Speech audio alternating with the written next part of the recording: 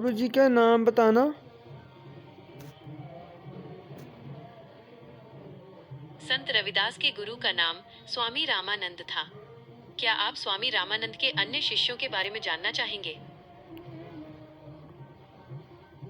हाँ। स्वामी रामानंद के अन्य प्रमुख शिष्यों में संत कबीर, धन्ना भगत, पीपाजी और सेंजी शामिल थे। क्या आप इनके बीच के किसी प्रसिद्ध संवाद के बारे में जानना चाहते हैं? हाँ हाँ। स्वामी रामानंद के शिष्यों में संत कबीर और संत रविदास के बीच के संवाद बहुत प्रसिद्ध हैं। हालांकि वे गुरु भाई थे, लेकिन उनके बीच अक्सर आध्यात्मिक चर्चाएं होती थीं। एक प्रसिद्ध प्रसंग के अनुसार कबीर दास जी ने रविदास जी की भक्ति की गहराई को देखकर उन्हें संतन में रविदास कहकर सम्मानित किया था। दोनों ही इस बात पर जोर देते थे कि ईश्वर किसी मंदिर या मस्जिद में नहीं, बल्कि मनुष्य के हृदय के भीतर और उसकी सादगी में बसता है। क्या आप कबीर दास जी और रविदास जी के विचारों में समानता के बारे में और विस्तार से जानना चाहेंगे? हाँ हाँ। संत कबीर और संत रविदास दोनों ने ही समाज में फैली कुरीतियों और भेदभाव के खिलाफ अपनी आवाज उठाई थी। उनके विचारों में कुछ मुख्य समानताएं इस प्रकार हैं। 1. ईश्वर का वास। दोनों का मानना था कि ईश्वर किसी विशेष स्थान, मंदिर या मस्जिद में नहीं, बल्कि हर इंसान के भीतर मौजूद है। रविदास जी ने कहा था, खालस कुलीक सोई है जो चित्त लावे राम। और कबीर जी ने भी कहा, मोको कहाँ ढूंढे रे बंदे, मैं तो तेरे पास में। 2. जाति पाति का विरोध। दोनों संतों ने जन्म के आधार पर ऊंच नीच को सिरे से नकारा। कबीर जी ने कहा कि जाति न पूछो साधु की, पूछ लीजिए ज्ञान। और रविदास जी ने सिखाया कि भक्ति से ही व्यक्ति महान बनता है, जाति से नहीं। 3. सादा जीवन और श्रम। दोनों ने मेहनत की कमाई और सादगी को महत्व दिया।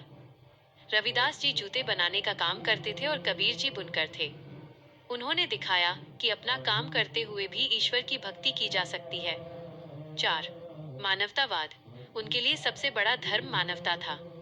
वे कर्म कांडों के बजाय प्रेम और सेवा को सर्वोपरि मानते थे।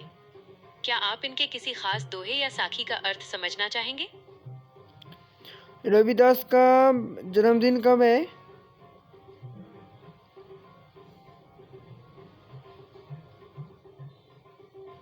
संत रविदास जी का जन्म हिंदू कैलेंडर के अनुसार माघ पूर्णिमा के दिन हुआ था। चूंकि ये तिथि चंद्रमा की कलाओं पर आधारित होती है, इसलिए अंग्रेजी कैलेंडर के अनुसार हर साल इसकी तारीख बदलती रहती है। वर्ष 2026 में संत रविदास जयंती 1 फरवरी रविवार को मनाई जाएगी। इतिहासकारों के अनुसार उनका जन्म वाराणसी के पास सीर गोवर्धनपुर गांव में हुआ था। उनके जन्म वर्ष को लेकर विद्वानों में अलग अलग मत हैं, लेकिन अधिकांश विद्वान इसे 1377 ईस्वी 1377 सीई के आसपास मानते हैं।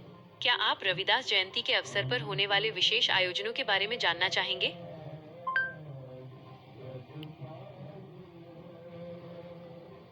हाँ।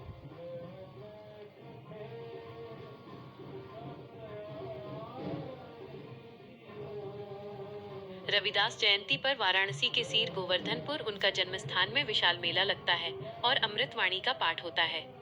श्रद्धालु नगर कीर्तन निकालते हैं और लंगर का आयोजन किया जाता है। क्या आप उनके बेगमपुरा शहर की कल्पना के बारे में जानना चाहेंगे? हाँ। संत रविदास जी ने बेगमपुरा के रूप में एक ऐसे आदर्श शहर या समाज की कल्पना की थी जहाँ कोई दुख न हो। बेगमपुरा का अर्थ है बिना गम, दुख का शहर। उनकी इस कल्पना की मुख्य बातें ये थीं। 1. दुख और भय से मुक्ति। बेगमपुरा में कोई भी व्यक्ति दुखी, भयभीत या तनाव में नहीं होगा। 2. समानता। वहाँ ऊंच नीच या जाति पाति का कोई भेदभाव नहीं होगा, सभी को बराबर सम्मान मिलेगा। 3. कोई टैक्स या कर्ज नहीं। उस शहर में किसी पर कोई अनुचित कर, टैक्स या कर्ज का बोझ नहीं होगा। 4. स्वतंत्रता। वहाँ रहने वाले सभी लोग कहीं भी आने जाने और रहने के लिए पूरी तरह स्वतंत्र होंगे। 5. भाईचारा। उस समाज में सभी लोग प्रेम और सद्भाव के साथ रहेंगे।